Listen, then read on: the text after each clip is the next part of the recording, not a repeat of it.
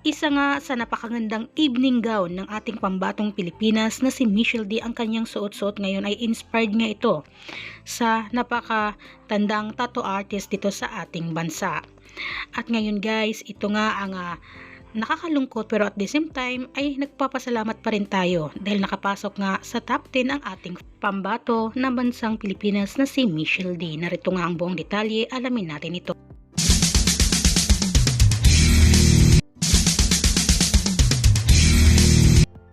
Isang napakagandang evening gown nga ang suot ni Michelle D.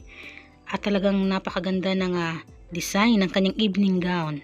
Pero sa kasamang palad guys ay hindi nga siya nakapasok sa top 5, pero okay lang dahil pasok naman siya sa top 10. Ito nga ang 5 nakapasok sa top 5 bansa nga Australia, Puerto Rico, Nicaragua at Asia nga dito ay Thailand. At isa pa ay Colombia. Nakapasok nga sila sa top 5. Pero okay lang dahil sa wakas ay nakabalik tayo nga sa streak ng pageant natin at nakapasok tayo sa top 10. At congratulations pa rin kay Michelle D or sa pambato natin sa Pilipinas sa Miss Universe 2023 dahil ginawa niya ang best niya at ang lahat-lahat. Kitang-kita naman natin ang effort niya at ito nga ay binigay niya sa atin. Nakapasok siya sa top 10.